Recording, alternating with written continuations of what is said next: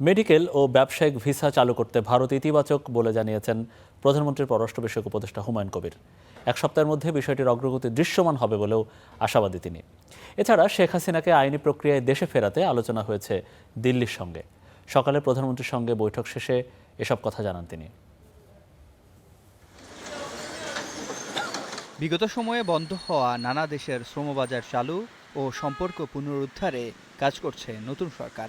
শুরুতেই বৈঠকে বসছে সার্কভুক্ত দেশগুলোর সঙ্গে।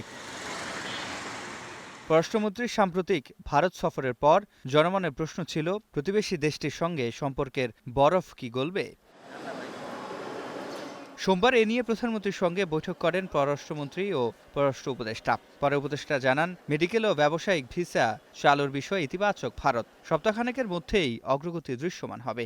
মেডিকেল ভিসা, ব্যবসায়িক ভিসা যাতে ওপেন আপ হয়, তো আশা করি এইটা ইন দি কামিং উইকস একটা পজিটিভ দিক, ওই দিক থেকে আমরা দেখতে পাবো। এক প্রশ্নের জবাবে তিনি আরও জানান, শেখ হাসিনাকে আইনি প্রক্রিয়ায় দেশে ফেরাতে দিল্লির সঙ্গে আলোচনা হয়েছে, আর দ্বিপাক্ষিক সম্পর্কের ক্ষেত্রে প্রাধান্য দেয়া হচ্ছে দেশের স্বার্থকে।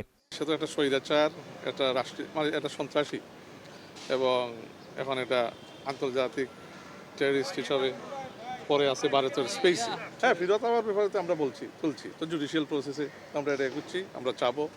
So yes, it has been discussed. এরপর কৃষি ও কৃষিজাত শিল্পায়নে বিনিয়োগকারীদের সাথে মতবিনিময় করেন প্রধানমন্ত্রী, যেখানে অঞ্চল ভিত্তিক কৃষি উৎপাদন বাড়ানো সহ বাংলাদেশে কৃষিকে এগিয়ে নিতে বিস্তারিত আলোচনা হয়। উত্তরবঙ্গ সহ বাংলাদেশের প্রত্যন্ত অঞ্চলে আমাদের কৃষি শিল্প বিকাশে এবং সর্বোপরি কৃষির বিকাশ নিয়ে আমরা অনেক কথা বলেছি। মাননীয় প্রধানমন্ত্রী আমাদের কথাগুলো শুনেছেন। উনি আমাদেরকে চিনি শিল্পের ব্যাপারে ব্যাপকভাবে উৎসাহিত করেছেন, যেন চিনি শিল্পতে আমরা বিনিয়োগে আমরা এগিয়ে যাই। উনি বলেছেন যে আপনারা সোলারে বিনিয়োগ করেন, সোলারে এগিয়ে যান, আমরা সোলারে আপনাদেরকে আরও হেল্প করব। উনি অলরেডি আমাদেরকে ট্যাক্সের সুবিধা প্রদান করেছেন।